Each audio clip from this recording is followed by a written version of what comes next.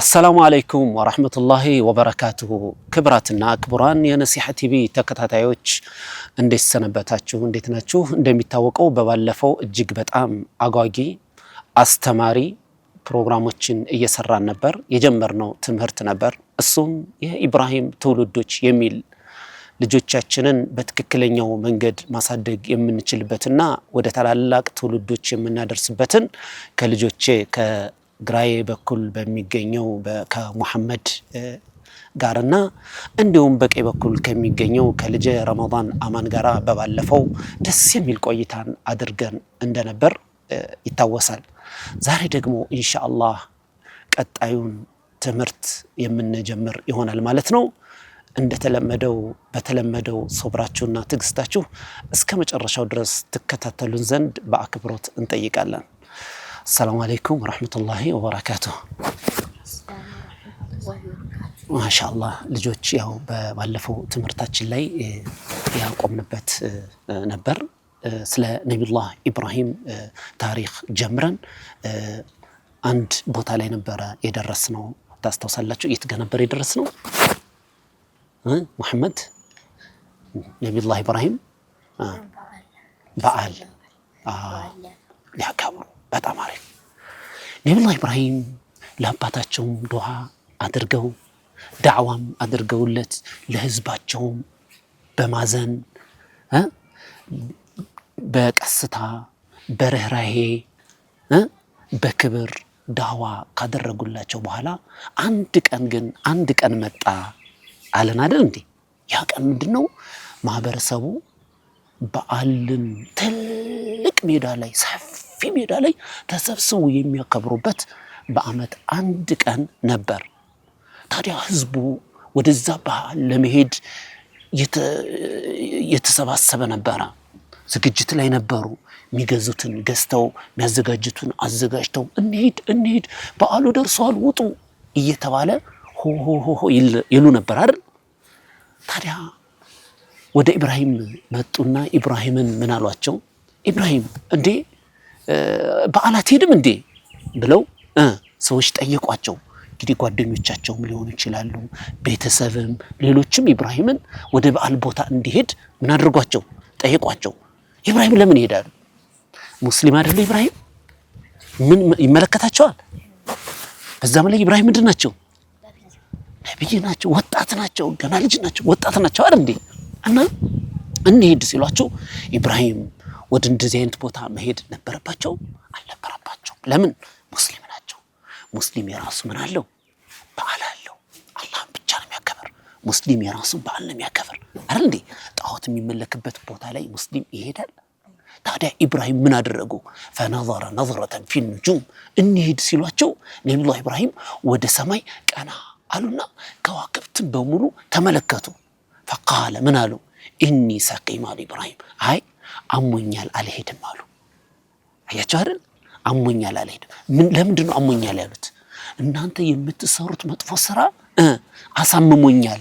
ዳዋ ባደርግላችሁም ልትሰሙኝ አልቻላችሁም። ስለዚህ እቤቴ ጋር ምን ማድረግ አለብኝ? እረፍት ማድረግ አለብኝ አሉ ኢብራሂም። አያችሁ? ስለዚህ እነሱ ኢብራሂምን ትተዋቸው በዓሉ ወደሚከበርበት ቦታ ህዝቡ በሙሉ እየጎረፈ ሄደ። ከተማ ላይ ማን ቀረ? ኢብራሂም ብቻቸውን ቀሩ። ለዘዴ ነው ኢብራሂም በቤታቸው የቀሩት፣ ብቻቸውን የቀሩ። ለምንድን ነው? ለብልሃታቸው ነው። ጎበዝ አይደሉ? ታዲያ አላህ ብዙ ነገር አሳውቋቸው የለ? አንበሳ አይደሉ? ሁሉ ከሄደ በኋላ አሁን ነው አለ ኢብራሂም ምንም የለም። ከዛ ቀጥታ ኢብራሂም ከቤታቸው ተነስተው ወጥተው ወደ የት ሄዱ? ጣዖቶቹ የሚከማችበት የሚቀመጥበት ቦታ ጣዖቶች በሙሉ ያሉበት ቦታ ኢብራሂም ሄዱ ማለት ወዴት? ወደ ቤተ መቅደሶቻቸው ማለት ነው። ወደ ቤተ አምልኮ ሰዎች የሚያመልኩት ልካውንኛ ወደ መስጂድ እንደምንሄደው መስጂድ ስንሄድ መስጂዱ ስንገባ ምን ታያላችሁ? ምንም አታዩ። የምናየው ምንድነው? መስገጃ፣ ቁርአን፣ ስዕል ታያላችሁ? የለም። ሙስሊምን ያደርጋል አያደርግም። ሐውልት ታያላችሁ? ጣዖት ምናምን ነገር አለ መስጂድ ውስጥ? የለም። ታዲያ ኢብራሂም ከቤታቸው ተነስተው ሰዎቹ ጣዖቶቻቸውን ሐውልቱን አምላክ ብሎ የሚያስቧቸውን በእንጨት የተሰሩትን ከድንጋይ ተጠርበው የተሰሩት የሚያመልኩበት የአምልኮት ቦታ ሄደው ገቡ። ሲያዩ በጣም ብዙ ናቸው ጣዖቶቹ ማለት ነው። ከጣዖቶቹ ማለት ደግሞ ከፍ ያሉ ደግሞ አሉ ትላልቅ በፍለው የተቀመጡ እነዛ የሚያመልኳቸው ጌታዬ ልጅ ስጠኝ ያሉ ሰዎች ምን የሚያደርጉላቸው የሚሰግዱላቸው። ከዛ በኋላ ኢብራሂም ምን አደረጉ? ከቤታቸው ሲወጡ ምሳር ይዘው ነበር የወጡት። ምሳር ማለት ምንድነው? መጥረቢያ ወይም ደግሞ መዶሻ ይዘው ነበርና ምን ማድረግ ጀመሩ? ፈራገ ኢላ አሊሃቲሂም ኢብራሂም ወደ ጣዖቶች ጠጋሉና አላ ተእኩሉን ምግብ ይዘው ነበርና ኢብራሂም ብሉ እንጂ አትበሉም እንዴ? አትጠጡም እንዴ? አትጎርሱም እንዴ? አረ ብሉ ባካችሁ ሲሏቸው ጸጥ። ሲያናግሯቸው ይመልሱ ነበር? ይሰሙ ነበር? አትናገሩም እንዴ? አትሰሙም እንዴ? እናንተን ነው እኮ ህዝቡ አምላክ ብሎ የሚያመልካችሁ አሉና በያዙት መዶሻ ፈራገ ዐለይሂም ضربا باليمين በኃይል እየቀጠቀጡ እዛ ውስጥ ያለውን ጣዖት በሙሉ ሐውልቱን፣ እንጨቱን፣ ድንጋዩን በሙሉ ስብርብርብር አደረጉት። ገና ወጣት እኮ ናቸው፣ ገና ልጅ ናቸው። ቢያንስ ስንት ዓመት ይሆናሉ? 13 እና 15 በቃ የሙራሂቅ ጎረምሳ የሚባል ደረጃ ላይ አልደረሱም። ግን አላህ ምን ሰጧቸዋል? ኢማን፣ ተውሂድ፣ ጀግንነት፣ ድፍረት፣ ርህራሄ ሰጧቸዋል።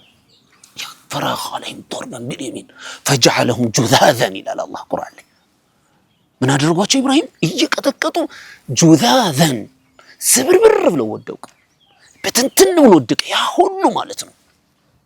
ኢላ ከቢራ ለሁም ከዛ ውስጥ ግን አንዱን ብሎ የተቀመጠው ትልቁን ግን አልነኩትም። ለምን ያልነኩት? ለብልሃታቸው ነው። እሱን አልነኩትም። ከዛ መዶሻውን ወይም እንደው መሳሩን መጥረቢያውን ማለት ነው ያዙና እዚህ ከቆመው ሐውልት ላይ ትከሻው ላይ ወስደው ምን አደረጉ? አስቀመጡለትና ወጣው ሄዱ። ከዛ በኋላ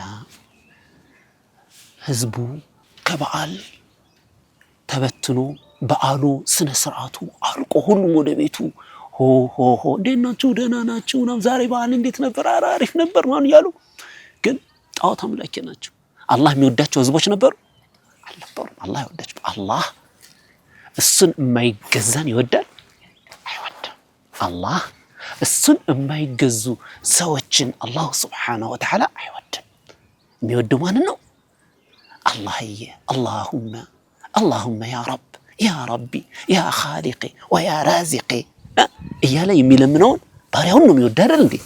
ታዲያ ህዝቡ እንዴት ነው በዓል አሪፍ ነው ምናምን ነገር እየተባባሉ ከበዓል ቆይቶ ሲመጡ ቀጥታ የሚገቡት ወዴት ነበረ? ወደ አምልኮ ቦታቸው ነው የሚገቡት፣ ወደ ጣዖታት። ልክ እዛ መጥተው በሩን ከፍተው ሲገቡ ጣዖቶቹ የሉም፣ ስብርብርብር ብሏል። የአንደኛው ጣዖት እጁ እዛ ወድቋል፣ እግሩ በዛ ተፈትኗል፣ ጭንቅላቱ ተፈንክቶ በዛ። በጣም ደነገጡ። ከዛ በኋላ መጠያየቅ ጀመሩ። ምን በሚል አሉ መን ፈዐለ ሃዛ ቢአሊሀቲና ኢነሁ ለሚነ ዛሊሚን አሉ። ማን ይህን ነገር ያደረገው? ማን ነው አምላኮቻችንን እንደዚህ አድርጎ የሰባበራቸው? መሬት ላይ እስኪወድቁ አቧራ እስኪለብሱ ድረስ ወይኔ አምላኬ። ለአምላክ ይለቀሳል? አምላክ እንደዚህ ይሆናል? አይሆንም አይደል እንዴ? ወይኔ አምላኬ አይ ትተናችሁ ሂደን ምናምን ነገር አሉ ማለት ነው አሉ። ከዛ በኋላ ከነሱ ከሰዎቹ መካከል አንደኛዎቹ ምን አሉ? ቃሉ ሰሚዕና ፈተን የዝኩሩሁም ይቃሉ ለሁ ኢብራሂም። አንዱ መረጃ አጋለጠ። እኔ አንድ ወጣት ኢብራሂም የሚባል ልጅ እነዚህን ጣዖቶቻችሁን ጉድ ነው መሰራቸው፣ ቆይ ታያላችሁ እያለ ሲናገር ሰምቻለሁ ብሎ ተናገረበት። በማን? ለኢብራሂም። እና ኢብራሂም እንዲያውም ምን ይሉ ነበር? ኢብራሂም ለአኪደነ አስናመኩም በዕደ አን ተወሉ ሙድቢሪን እያሉ ይናገሩ ነበር። ታያላችሁ እነዚህ ጣዖታት የማይጠቅሙ መሆናቸውን አሳያችኋለሁ ለአኪደና አስናመኩም እያሉ ኢብራሂም ይናገሩ የማይጠቅሙ የማይጎዱ እና ከነዛ ሰዎች መካከል አንደኛው የተወሰኑት ምናሉ ቃሉ ሰሚዕና ፈተን አንድ ወጣት ሰምተናል የዝኩሩሁም እነዚህን አምላኮቻችንን በመጥፎ ሲያነሳ አይጠቅሙም አይጎዱም አይበሉ አይጠጡ አይሰሙ አይናገሩ እያለ የሚናገር ኢብራሂም የሚባል ልጅ ሰምተናል አሉ። ኢብራሂም ያላችሁ መሪዎቹ ማለት ነው የሰዎቹ መሪ ያለ አይደል መኳንንቱ ነው የሚባሉ ታላላቅ የሀገሩ የህዝቡ መሪ ያለ አይደል ወጣቱ ኢብራሂም ያላችሁ ምን አሉ قالوا فأتوا به على أعين الناس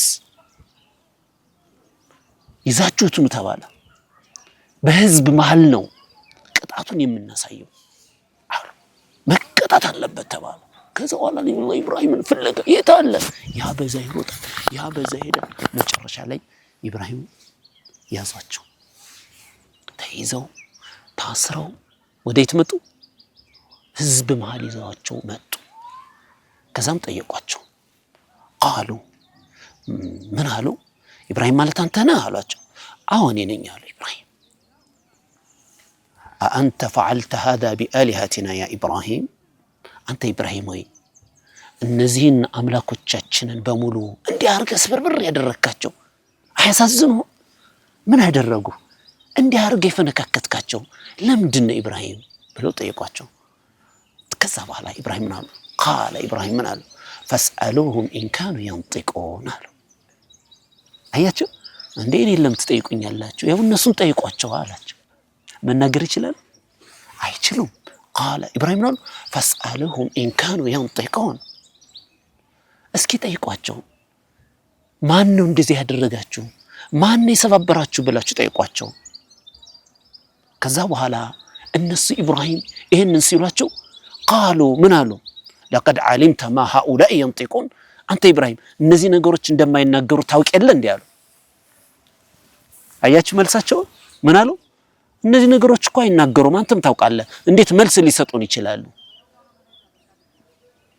እንደውም ኢብራሂም ምን አሏቸው قال ኢብራሂም ምን አሉ እነሱ ካልመለሱላችሁ ማን እንደሰባበራቸው እኔ ልንገራችሁ አላቸው ምን ብለው قال ኢብራሂም ምን አሉ بل فعله كبيرهم ታላቅየው ነው ይሄ ነው ምን ያደረገው እንደዚህ አርጎ የሰባበራቸው ቅድም ያየነው የለም እሱ ነው እሱ ጋር አላስቀመጡለትም ለብላታቸው ነው አይደል ሰዎች ምን ጥያቄ እንዲያነሱ ነው ጥያቄ እንዲያነሱ እንዲረዱ ከተረዱ በኋላ ደግሞ ወደ ሐቅ እንዲመጡ ወደ እስልምናው እንዲመጡ قال بل فعله كبيرهم فاسألوهم إن كانوا ينطقون ይሄ ነው የሰባበራቸው ጠይቋቸው ከፈለጋቸው አሉ ከዛ በኋላ እነሱ ኢብራሂም ጋራ በሐቅ መነጋገር ስለማይችሉ እውነትን መቀበል ስላልፈለጉ ኢብራሂም ያሉትን ነገር አልሰሟቸውም ስለዚህ ወደ ምን መጡ ማለት ነው ወደ ቅጣት ይሄንን ነገር ያረከው አንተ ነህ ይሄን ነገር ለምን ታደርጋለህ ስለዚህ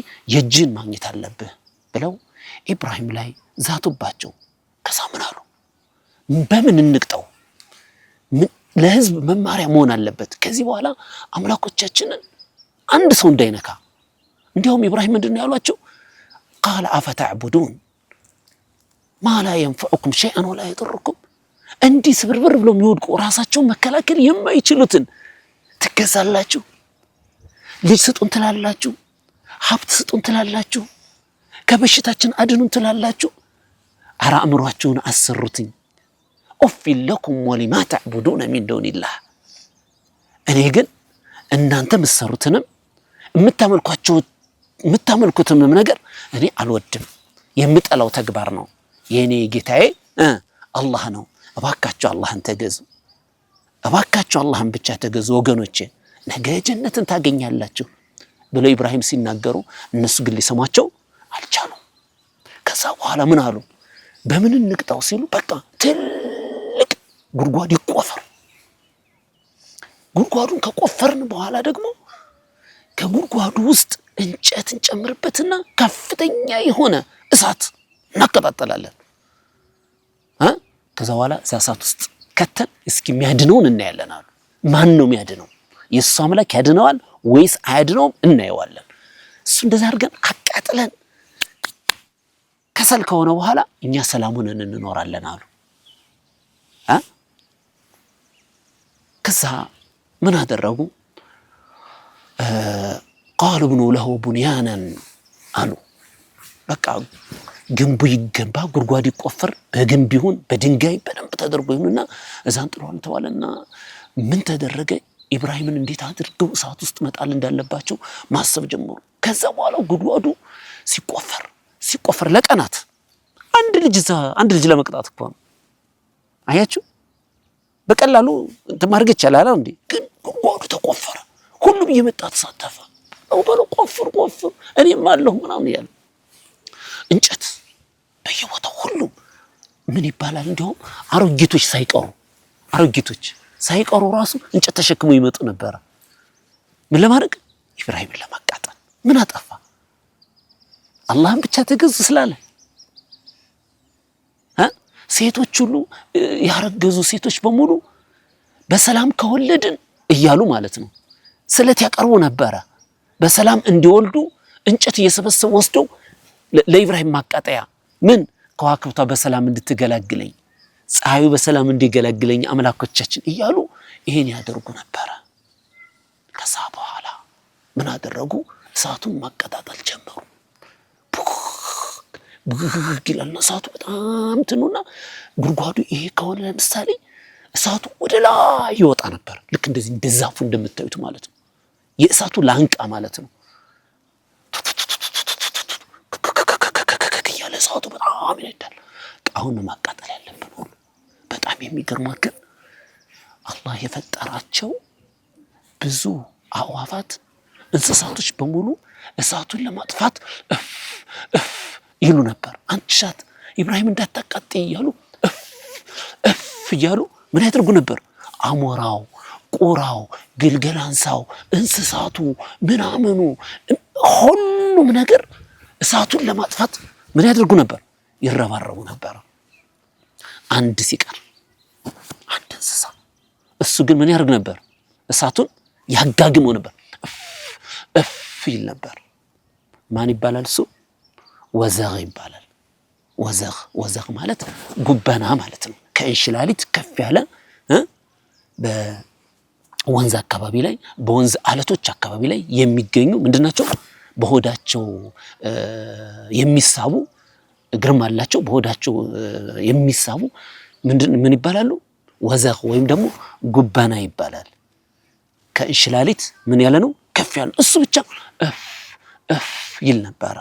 ለዛ ነው ረሱላችን አለይሂ ሰላቱ ወሰላም ምን አሉ?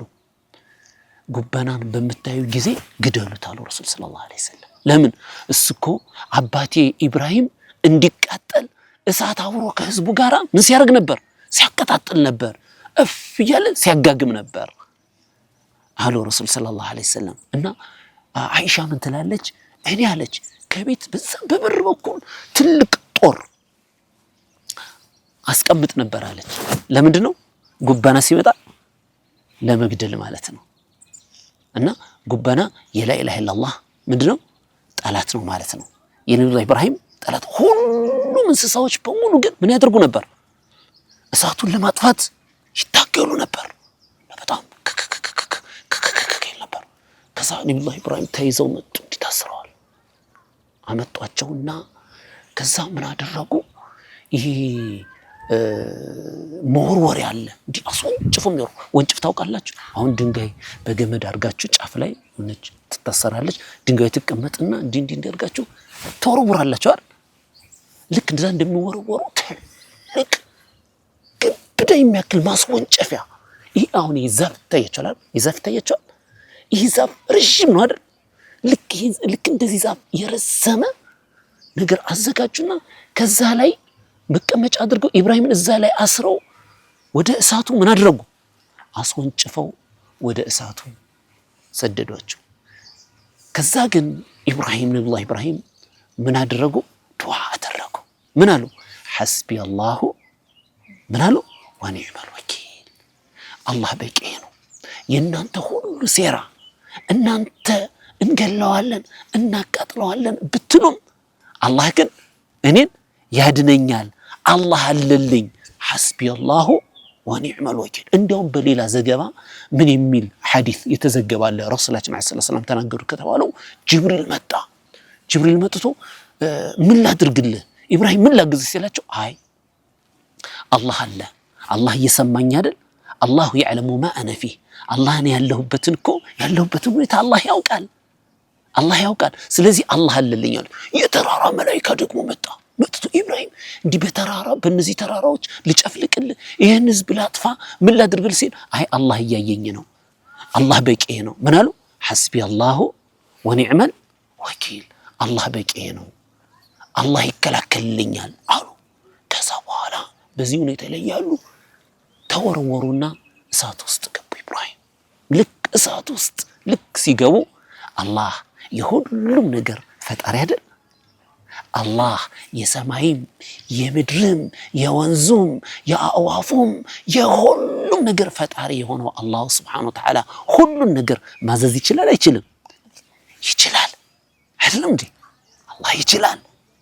ስለዚህ ምን አለ አላህ እሳትን ያ ናሩ አላት አላህ አንቺ እሳት ሆይ አላት አላህ የሱ ፍጡር አይደለች ኩኒ በርደን ወሰላመን አላ ኢብራሂም ለኢብራሂም እንዳታቃጥይው አላት።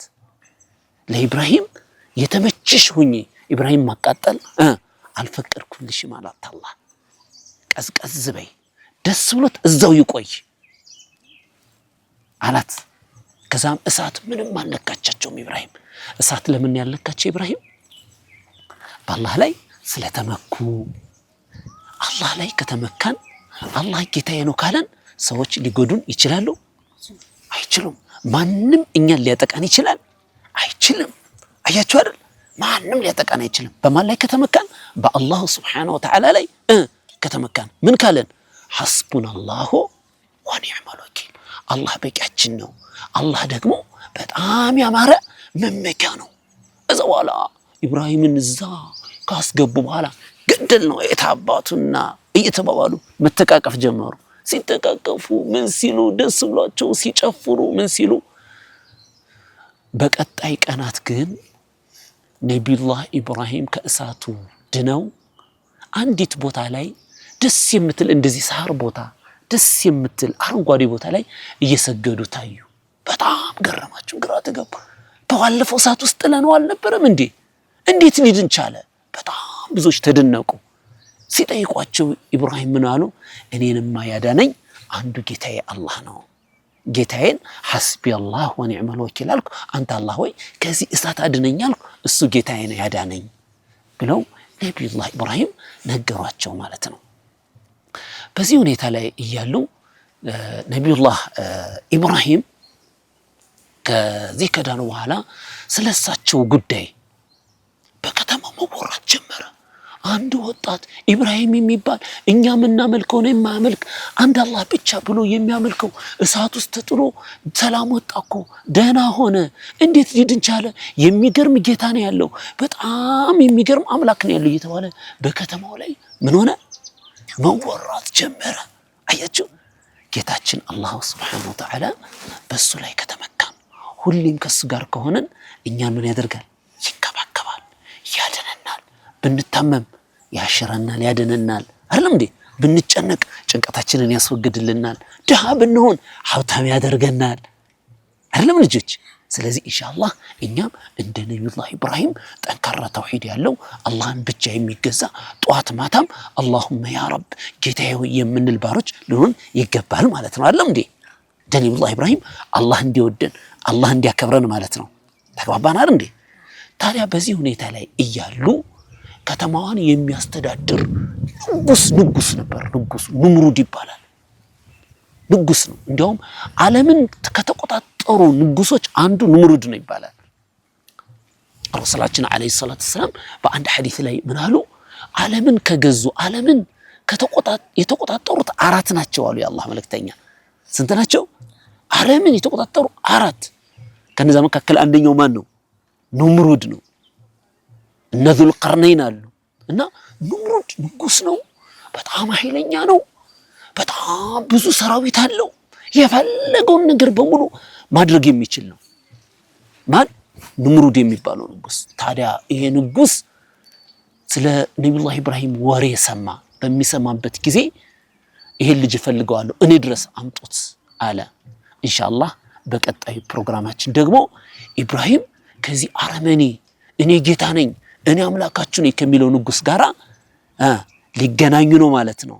ስለዚህ ያንን ከንጉሱ ጋራ እንዴት ተገናኙ፣ ከተገናኙ በኋላ ምን ተፈጠረ በሚለው ጉዳይ ላይ ኢንሻአላህ በቀጣይ ፕሮግራማችን የምናየው ይሆናል ማለት ነው። እና ኢንሻአላህ የዛሬው ትምህርታችንን እዚህ ላይ እናቆማለን ማለት ነው። ክብራትና ክቡራን የነሲሃ ቲቪ ተከታታዮች እንደተከታተላችሁት የዛሬው ፕሮግራማችን ደስ በሚልና ሞቅ ባለ መልኩ ጨርሰናል።